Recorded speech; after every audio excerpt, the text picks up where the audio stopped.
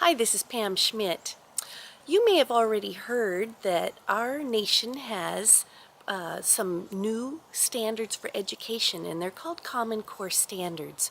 I think 45 of our states have adopted them, and that means that we have the same standards, educational standards, across the nation for our kids. Did you know that Halloween can help your kids with some of the mastery of the Common Core standards? Hey, why not take something fun and help the kids learn something? And it won't take very much effort. But when your kids have fun in learning, it sticks in their brain longer. And that's called retrograde emotions. That's your vocabulary for the day. Anyway, what I want to point out to you is there are some Common Core standards that can apply to Halloween.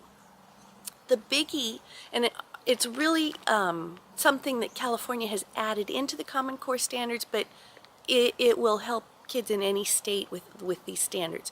It's the idea of fiction and nonfiction.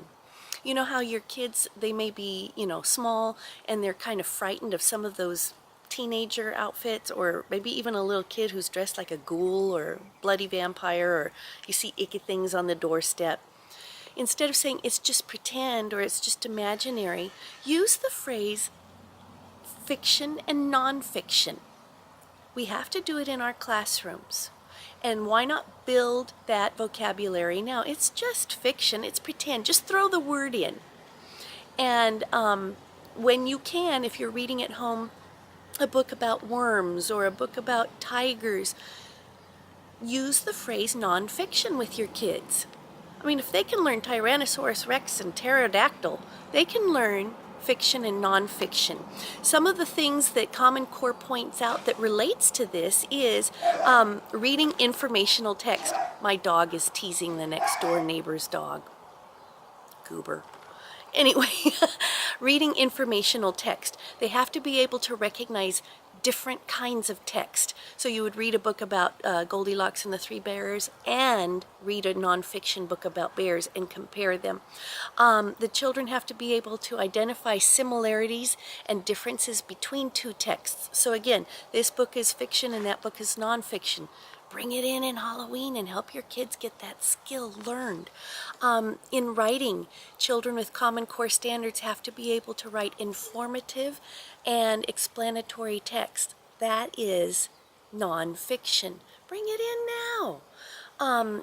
In language, kids have to acquire and use academic language in gathering vocabulary. Well, I have to tell you, that's not a job for teachers alone. Kids love big words when they know what it means. I just do it all the time with a silly voice. This is called nonfiction. And whatever you say, tell the kids what it means and try to get them to use it. And by the way, I was just at a teacher training this week, and they were saying in an effort to help build your children's academic and their general vocabulary, just take common phrases that drive you crazy and find a different way to say it. Instead of, can I go potty? They could say, may I go to the restroom? And in our classroom, it's always done or did it. And those phrases drive me crazy. So our kids are learning to say, I've completed the task. It's great. And it's wonderful in the classroom. It builds their vocabulary. But what fun when they say it to somebody who's not expecting it. They go, where'd you learn that? In school. You can do that at home too.